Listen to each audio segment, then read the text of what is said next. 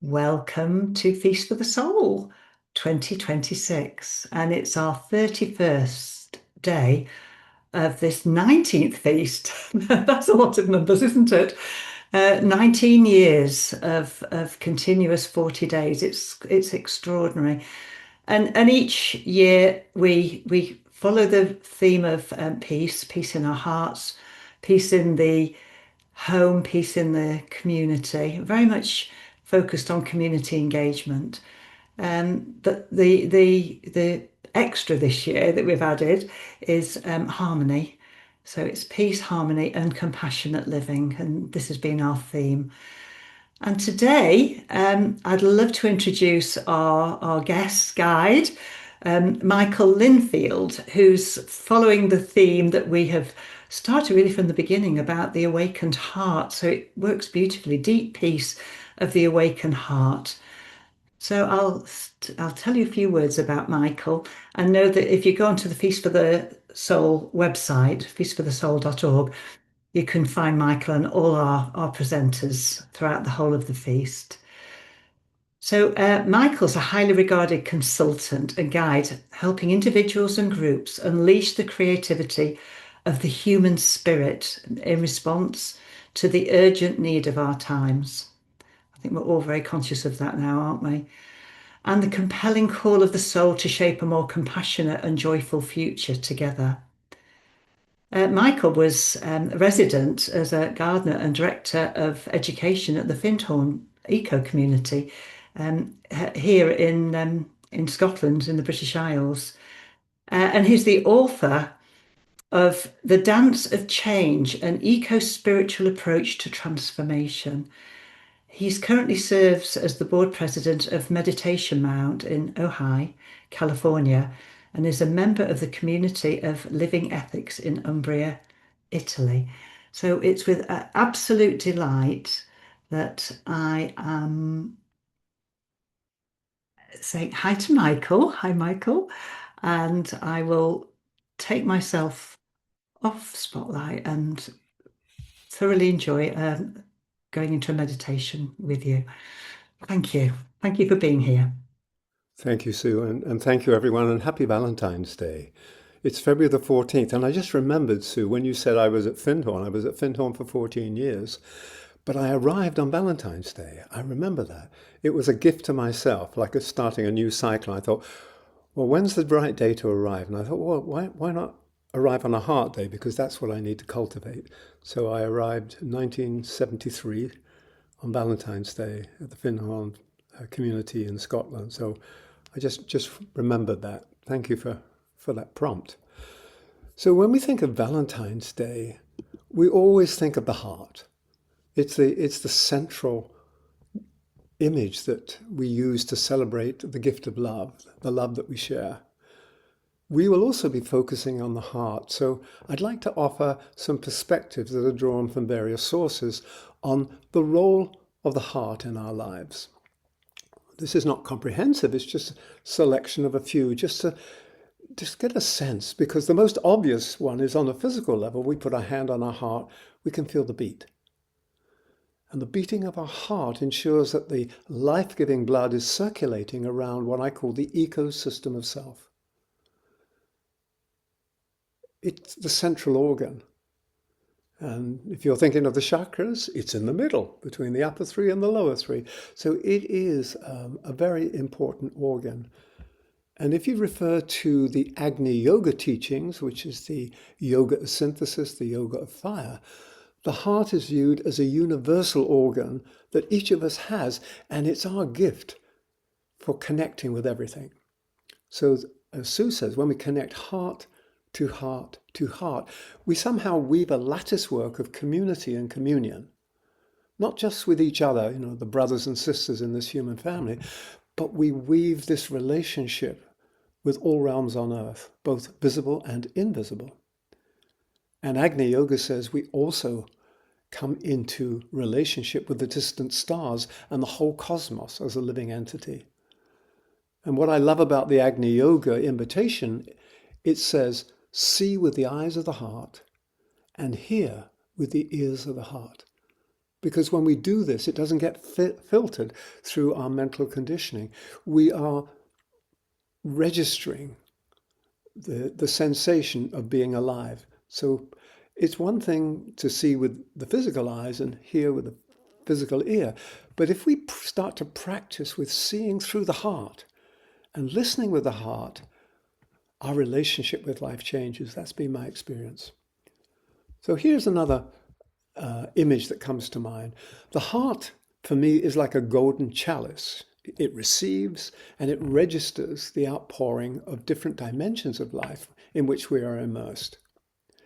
So the heart, as we know, is an organ of compassion and radiation. So it receives, it registers, and then it can radiate. And once activated in service to the one life, it sends out waves of loving kindness, so our lives become an act of blessing.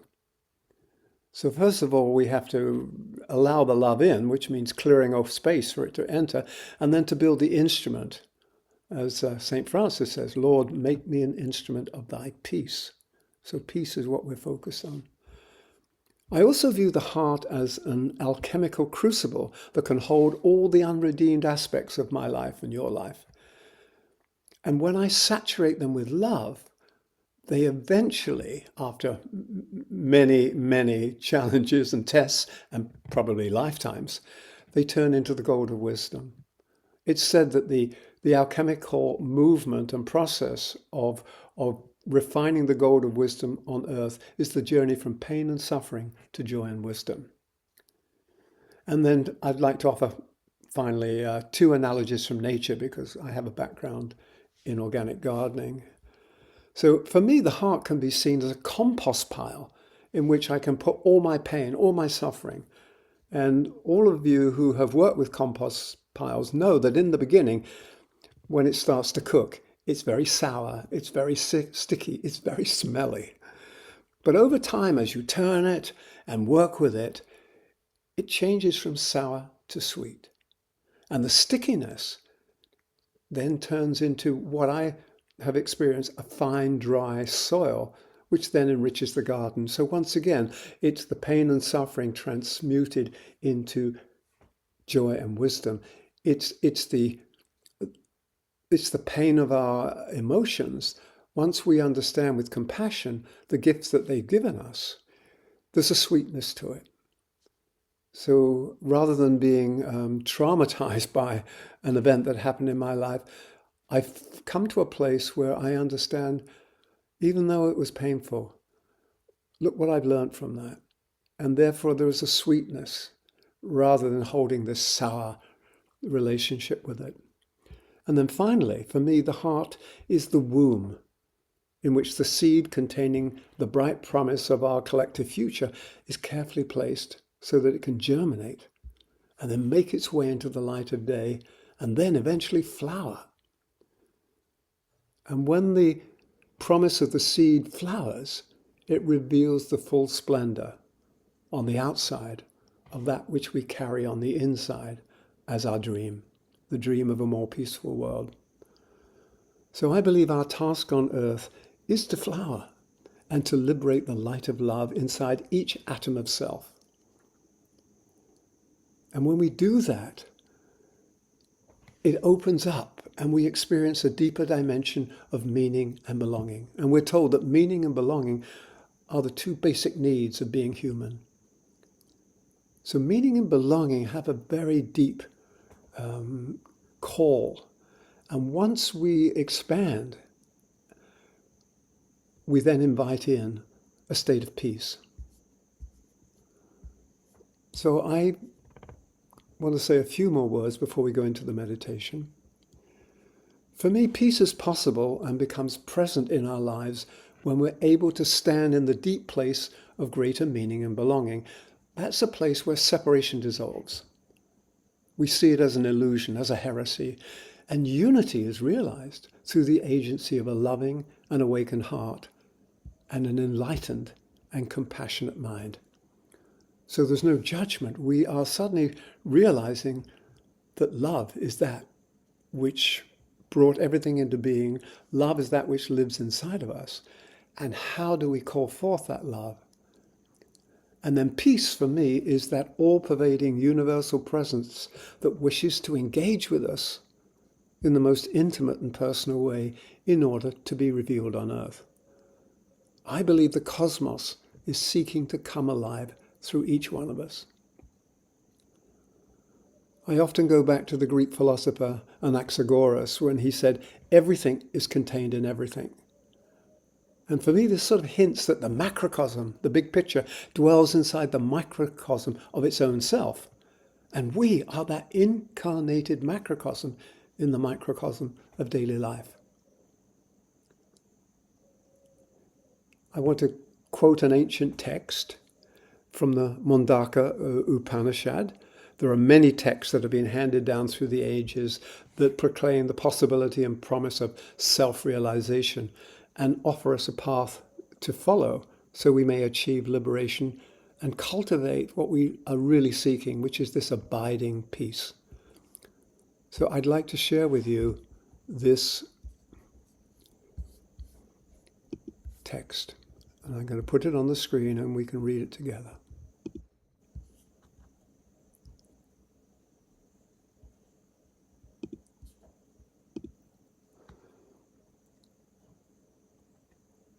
Self is everywhere, shining forth from all beings, vaster than the vast, subtler than the most subtle, unreachable, yet nearer than breath, than heartbeat. Eye cannot see it, ear cannot hear it, nor tongue utter it. Only in deep absorption can the mind, grown pure and silent, merge with the formless truth. As soon as you find it, you are free. You have found yourself. You have solved the great riddle. Your heart forever is at peace. Whole, you enter the whole. Your personal self returns to its radiant, intimate, deathless source. So for me, that ancient text is very powerful and it touches me deeply.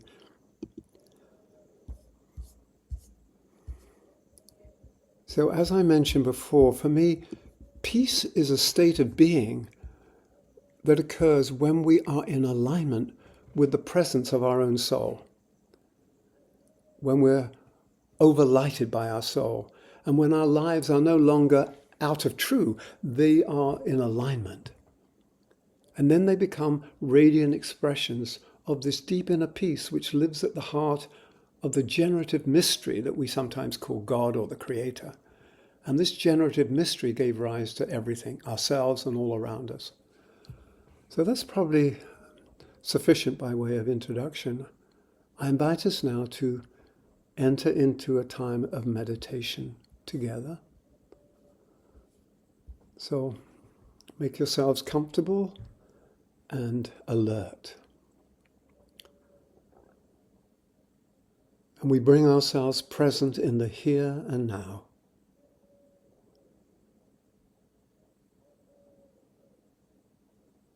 There is no other time.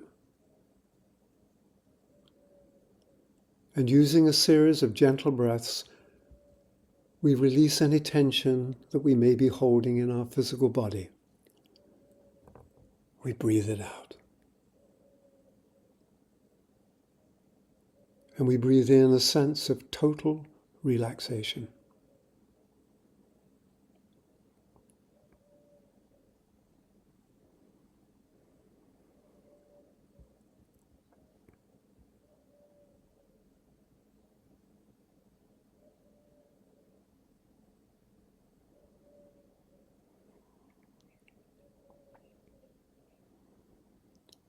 And now we breathe out any tensions in our feeling body. And we allow any troublesome emotional waves to subside as we breathe out. And a sense of calm to enter as we breathe in.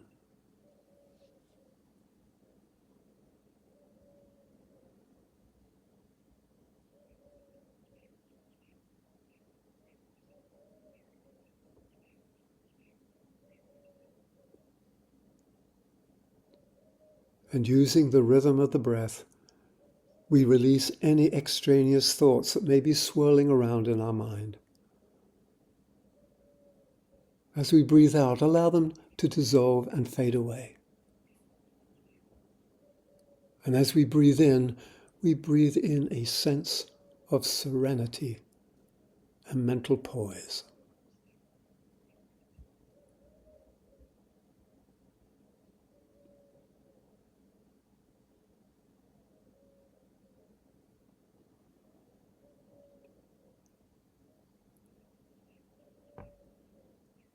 And now let us step together into the silent space of our heart and sense its rhythmic beat as the life force pulses and circulates round the ecosystem of self.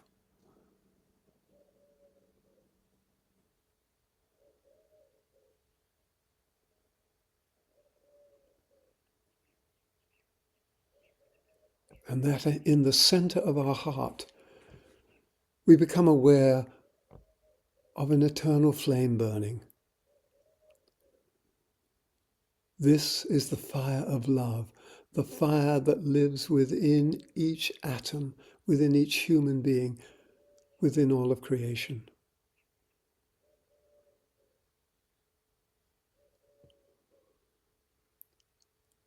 And now as we breathe, we feel our heart expanding and opening like a golden chalice to receive the downpouring of a greater presence of love.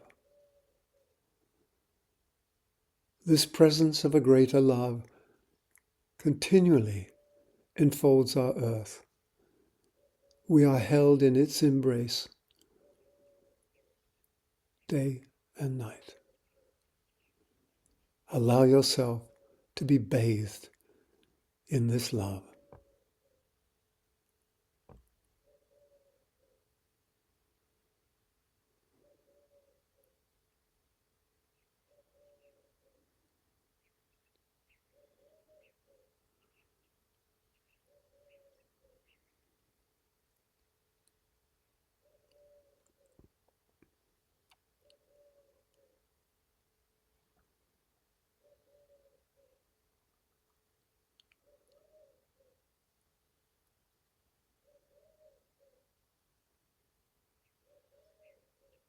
And as we bathe and are immersed in this field of love, it naturally deepens our sense of belonging, of connection.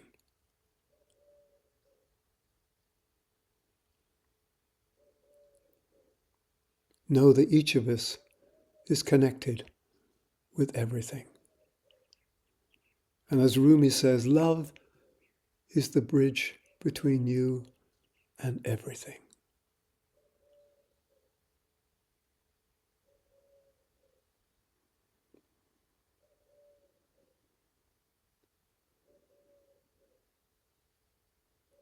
And with the awakened heart open, we now receive and register the pulse of planetary purpose. That signal that carries the destiny of our earth, of which we are a part. Allow the pulse of planetary purpose to be registered in your heart.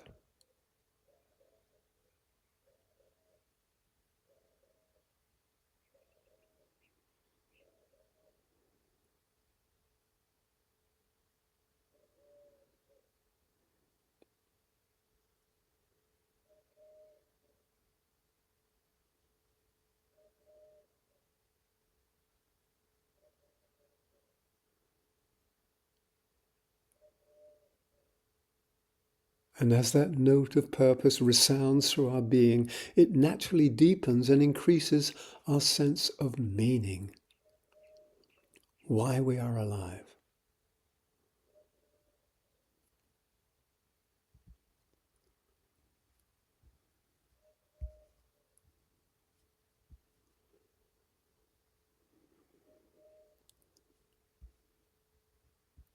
We will enter now a time of inner reflective silence.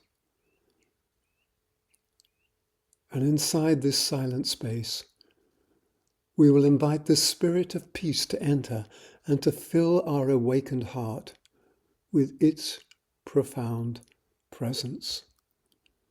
And we will enter this silence together at the sound of the Tibetan bowl.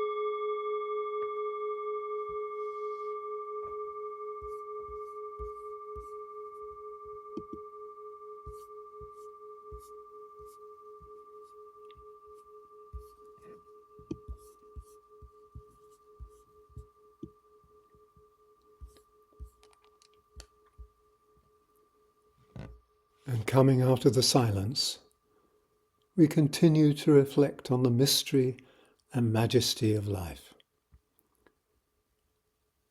We realize that the cosmos lives inside us. And as we gradually experience those deeper dimensions of meaning and belonging coming alive inside us, a space of grace opens up.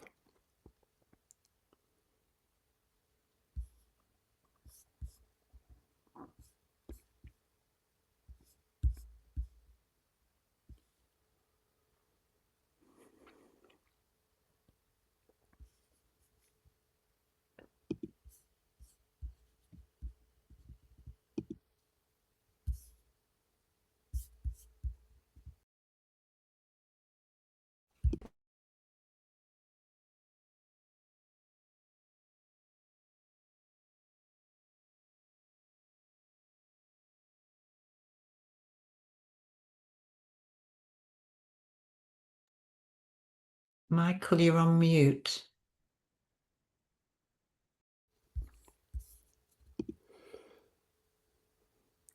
Into this welcoming space of grace, a profound state of inner and outer peace arises. And we are told in the annals of the Ageless Wisdom that a great avatar, the Spirit of Peace, is overlighting our planet, and that we can receive, register, and radiate its blessings by opening our hearts. What if peace is simply the flowering of our essential loving nature from out of the womb of an awakened heart? What if peace is simply the flowering of our essential loving nature from out of the womb of an awakened heart?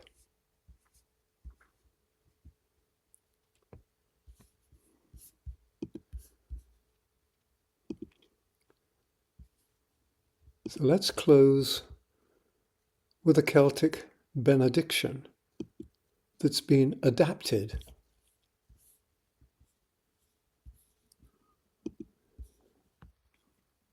Deep peace of the running wave to you. Deep peace of the flowing air to you. Deep peace of the quiet earth to you. Deep peace of the shining stars to you. Deep peace of the awakened heart to you. May peace prevail on earth, and may this deep peace live inside the awakened heart of our one humanity and transform our world. Namaste.